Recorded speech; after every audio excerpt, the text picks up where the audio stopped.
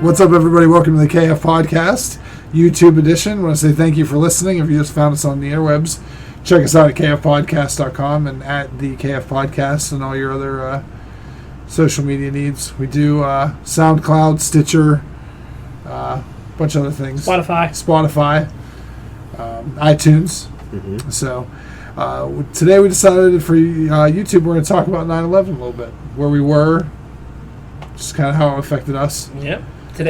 Yesterday was 9/11. Yes. But we never really talked about it ever on this show, so we thought maybe we would do our little perspective on it. Remember, the four of us we didn't know each other. Yeah, we didn't know each other when this happened. Yep.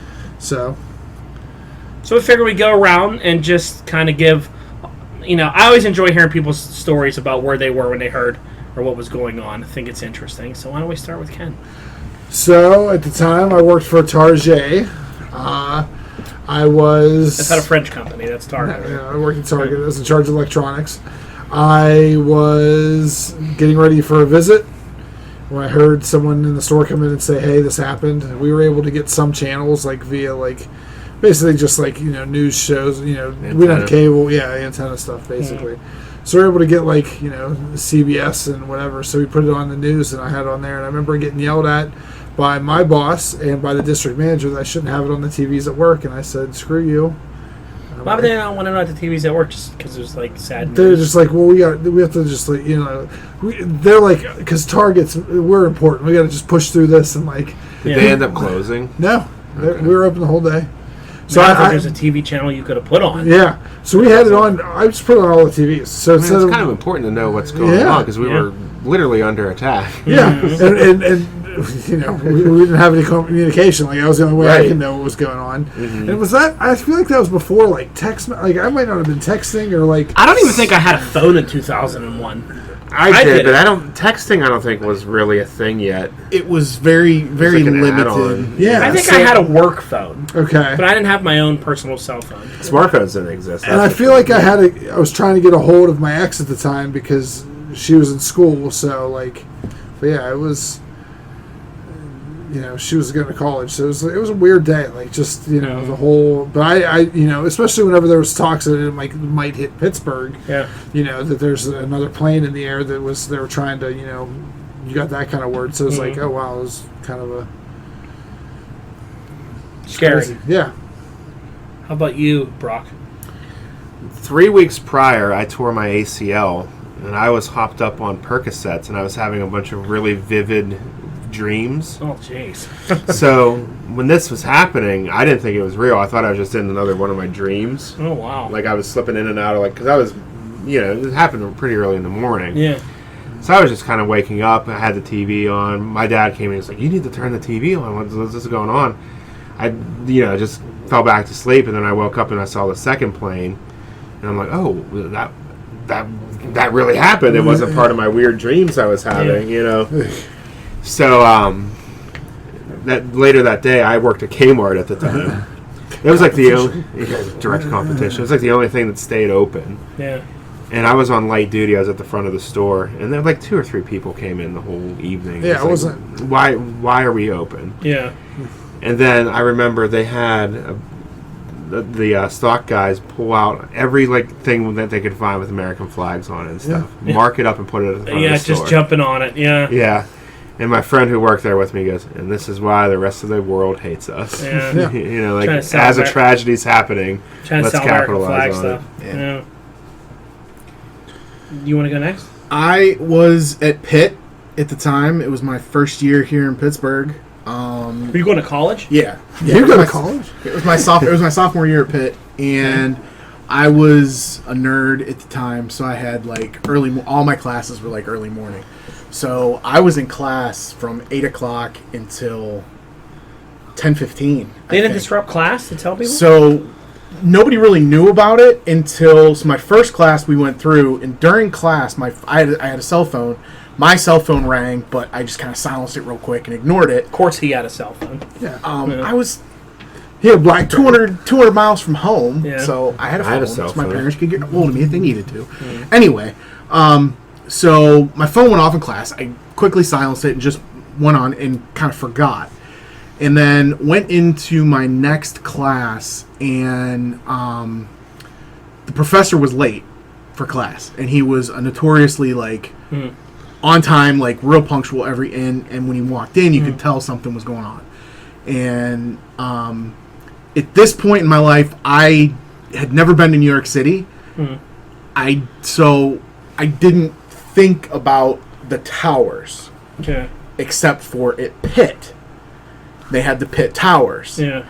And like the weekend before, there was a flood in the basement of the towers or something. And all he came in when he said was, the towers have come down.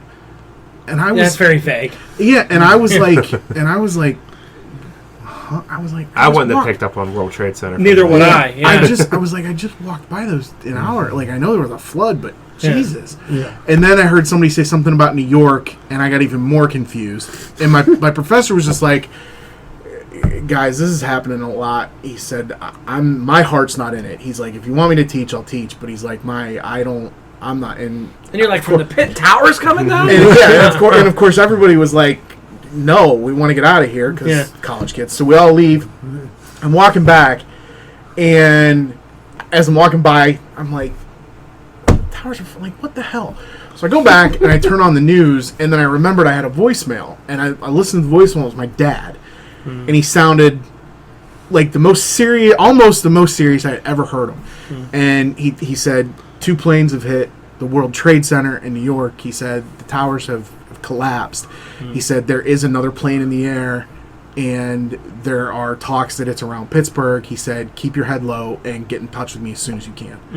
And at the time, like, so I got back to my apartment, turned on the news, and I'm seeing this, and I just watched it the rest of the day. But one of the things I didn't know, and the reason that some of Pittsburgh was so panicked, was I'm getting like goosebumps talking about it. The Cathedral of Learning is the tallest academic building in the entire world. And people were saying, what would be a better target to shock and horrify people than to take out an academic building at a college? And then I heard they started evacuating all the buildings in downtown Pittsburgh, and then we found out that the plane had crashed in Somerset. But I just spent the whole day just in shock, just flipping from channel to watching the news. Well, I was actually in Pittsburgh, in the city, when it happened.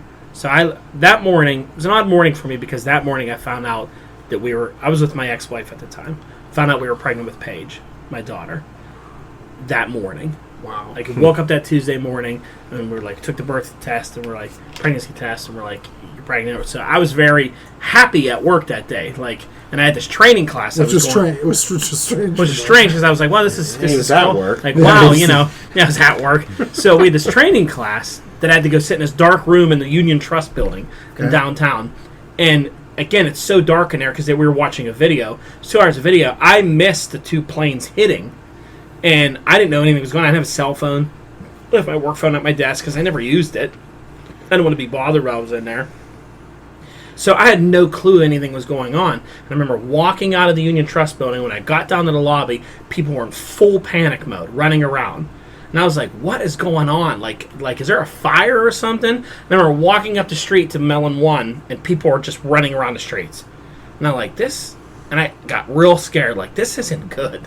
Like, something's wrong. Like, I'm like, is there a fire going off? Or was there a shooting or something like that? And I remember walking into the lobby of Mellon 1, and they had that big TV up on the wall in front of the bank, and everybody was standing around it watching it. And the first thing I saw was they were showing you the 2 buildings burning. And I didn't know what it was. Like, because I couldn't tell what it was. Like, I'm like, what is that? And they were, like, showing it. And, as soon as I saw it is when the first tower fell.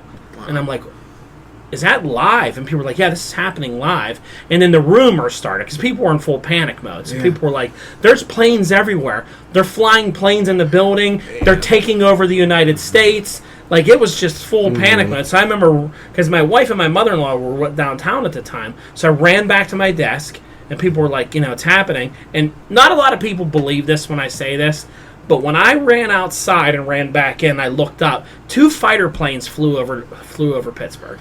And some people don't believe that happened. I think they were the ones heading towards Somerset because it was around that time.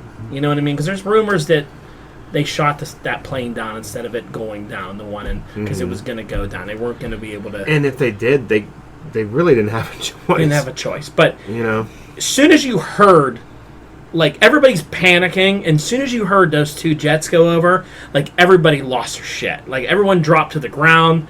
I've never been that scared in my entire life. Like, I was, like, almost in tears. Like, hit the ground, and you just looked up, like, because you're by the Steel Building, which is the tallest building in Pittsburgh, and then Mellon's next to it, which is, like, the second tallest building in Pittsburgh.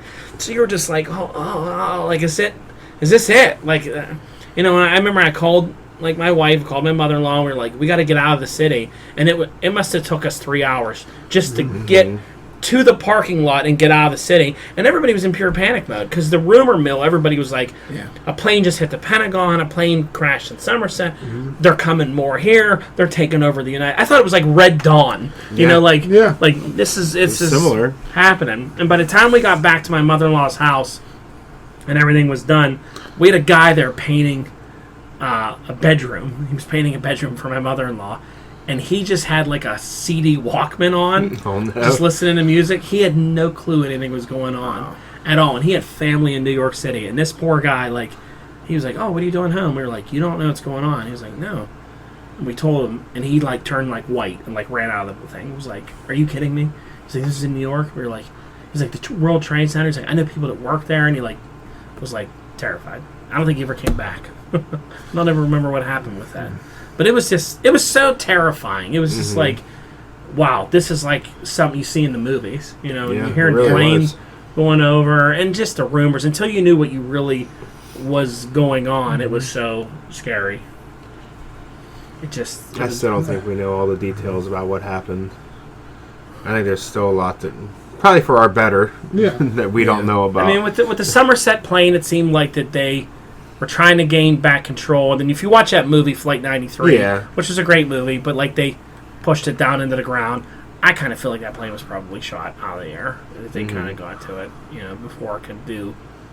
Yeah. Because that plane hit the Pentagon did so much damage. Imagine where the next ones were going. Well, they were thinking that it was a missile at first or something because the way it came in, and it was crazy. Watching the videos of those planes hitting the building till this day still just like puts chills down my spine.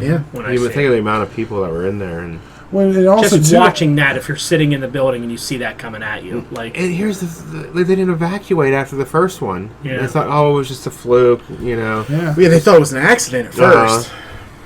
Yeah, and then, you know, like so much life was lost because they didn't take it as a threat. Yeah. Yeah, I mean, they literally, until the second one hit, they thought it was a fluke accident. Yeah. And then it was too late to do anything then. Yeah. The stories I hear about, you know, the acts of bravery that people did and running back into it, and just crazy. So scary if you're up in those buildings and you couldn't get out with the fire, the people jumping out. I mean, it was just so terrifying. It's got to be a hell of a situation where you're like, all right, I got to jump out of this. Yeah, I can either burn alive or jump out of a building. It's terrible. Some of the calls from the people from the Flight 93, and you can look them up. Like, you know, listen to the voice. A lot of that stuff going around the last couple days. Yeah. It's crazy. Like you talked to like me having kids that weren't alive for it. Like, you know, I don't think the kids of today even get like how impactful it was and how crazy it was that day. I don't think we would have felt that it was impactful if it didn't happen during our lifetime. Yeah, right. You have people talk about like Pearl Harbor and stuff like that, and that happened in Hawaii. Like this is, I even think more. You know, it happened East Coast is a lot of people. It's it's. I think that until you live through something like that, you don't really know. It was the only time I think I can ever remember in my life where everyone did get along, though. At least for that. I know it didn't last long, but for that period of time, everyone liked each other. I keep seeing that meme, but like then I think about like all the people that were just like, people from the Middle Eastern countries that just got pulled out of like where they worked and just got beaten. Well, that was the bad part. I think that actually, I don't like to get political on this, but I think that's probably the start of the stemming of a lot of our issues in this country that we have right now. Yeah, to fire back the profiling that happened, was just as bad as when it happened during the World War II eras and all that other stuff. But that part was the bad part. I mean, So, but on the surface, it looked like we were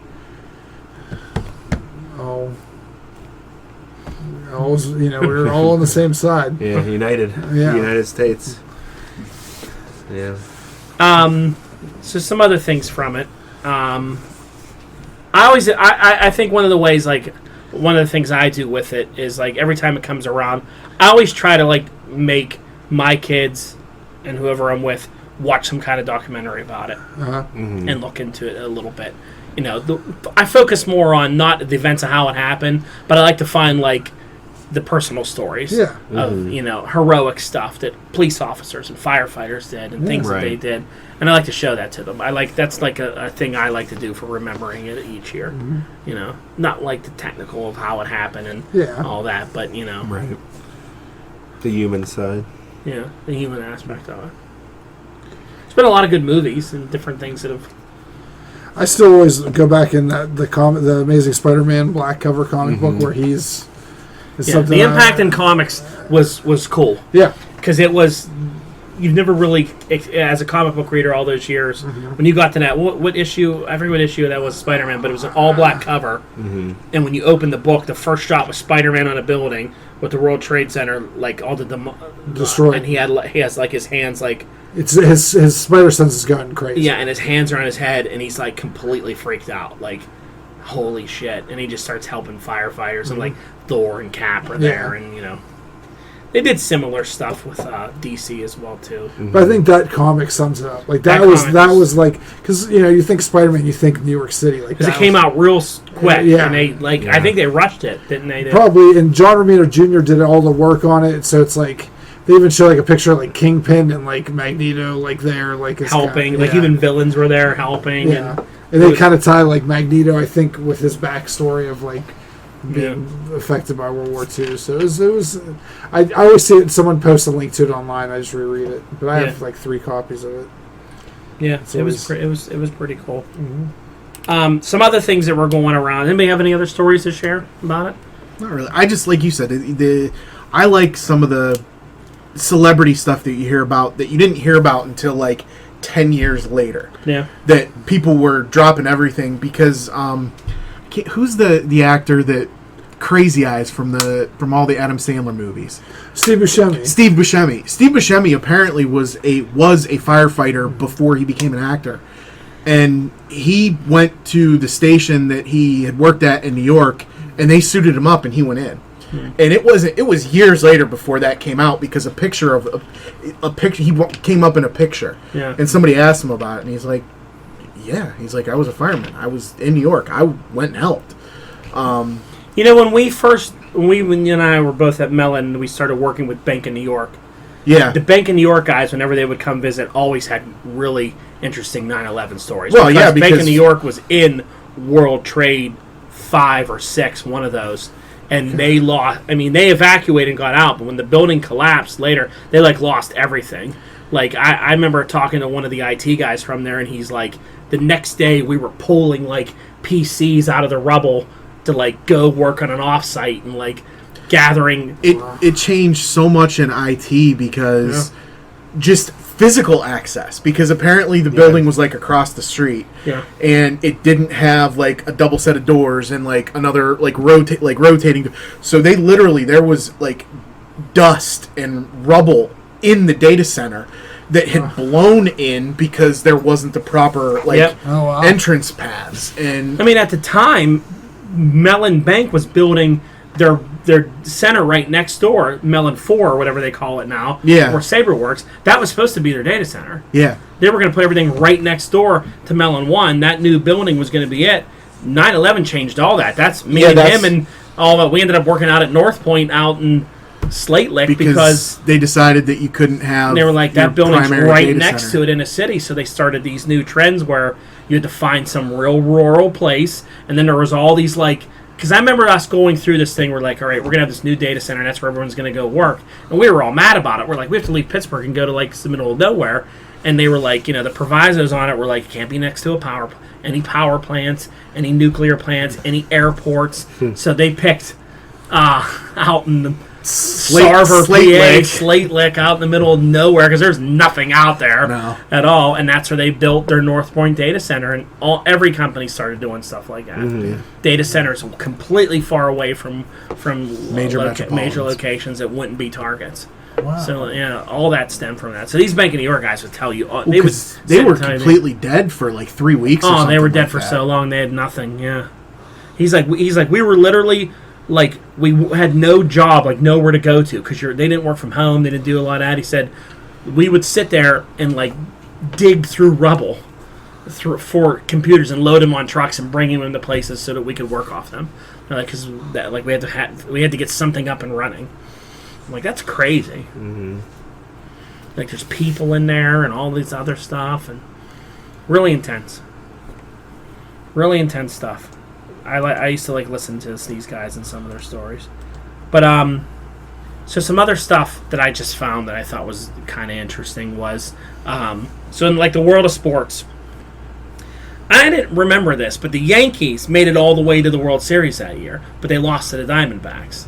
Like a lot of people kind of thought that was like fixed, that the Yankees were going to win because it was New York, but they ended up losing 4 games to 3 in a 7-game series to Arizona. Arizona's only ever championship was that year. Like Arizona, maybe should have let them win that year. A bunch of assholes, you know. They won it. That was that football season. The Patriots won their first. The start of the stupid Tom Brady. Yeah, everybody was excited that year that the Patriots won the Super Bowl, and then that was the start of that. So this has all been Laden's fault. That was also the same year that Barry Bonds set the home run record. Yes. For 73 home runs. The greatest player of all time. That's because there was so lax on shipping steroids to his house that they couldn't catch him. That was it. A couple days later, the Ellen Show debuted, which is still a big thing going. Wow, that's okay. Yeah, she had a debut right after that. Wow.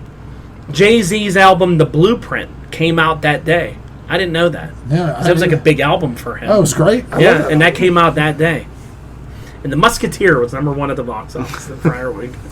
I remember listening to Howard Stern that morning, or the next morning, like that whole time they were talking about it. And they would I think the next day they replayed the show before. Yeah, because he was like he stayed on the air. Yeah, because he didn't leave. Everybody else was leaving. He stayed on the air. Yeah, I think he even said anyone that wants to go can, but like everyone that worked on the show stayed. That was a good show. Since we're all wrestling fans here, who was the WWE champion? Kurt Angle won it right after that. He won the world title. Oh. Was that during the Invasion angle? So it's probably WCW was bought that year. Yeah. In the spring. That hadn't started yet. Yeah. Oh.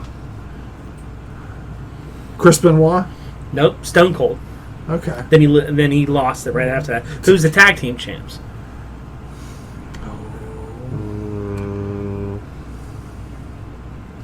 Quickly.